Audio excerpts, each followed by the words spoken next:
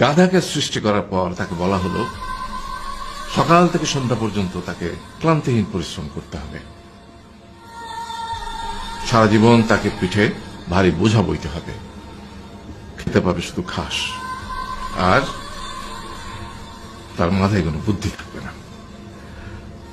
তার আয়ু হবে 50 বছর।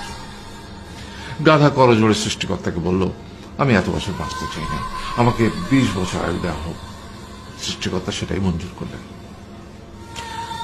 কুকুরকে যখন সৃষ্টি করা হলো তখন তাকে বলা হলো যে সে হবে মানুষের সবচেয়ে বড় বন্ধু, কিন্তু সে খাবে মানুষের উচ্ছিষ্ট, এবং তার আয়ু হবে 30 বছর।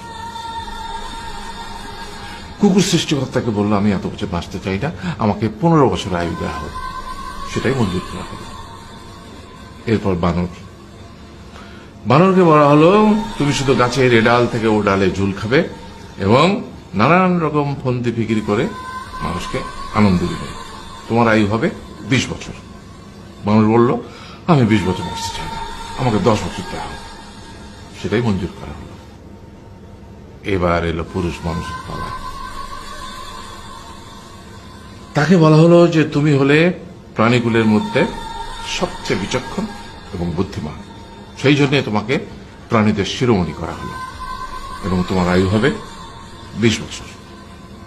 তখন পুরুষ মানুষ বলল, করজোড়ে বলল সৃষ্টিকর্তাকে যে 20 বছর আয়ু অত্যন্ত কম, হে প্রভু, আমাকে ওই গাধার সে যে 30 বছর আয়ু চায়নি সেটা আমাকে দেয়া হোক, ওই যে কুকুর 15 বছর ফিরিয়ে দিয়েছিল সেটাও আমাকে দেয়া হোক, আর যে বানর 10 বছর নেয়নি সেটাও আমাকে দেয়া হোক। 20 বছর অত্যন্ত কম, আমি দীর্ঘদিন বাঁচতে চাই। সৃষ্টিকর্তা সেটাও মঞ্জুর করলেন। তারপর কি হলো? সেই থেকে ছেলেরা পুরুষ মানুষ হিসেবে বাঁচে 20 বছর, তারপরের 30 বছর সংসারের বোঝা পিঠে করে বয়ে বেড়ায়, সেটা কার মতো? গাধার মতো। তারপরের 15 বছর সে তার ছেলে মেয়েরা যা দেয় সেই রকম ঠিক কুকুরের মতো উচ্ছিষ্ট খেয়ে বাঁচে।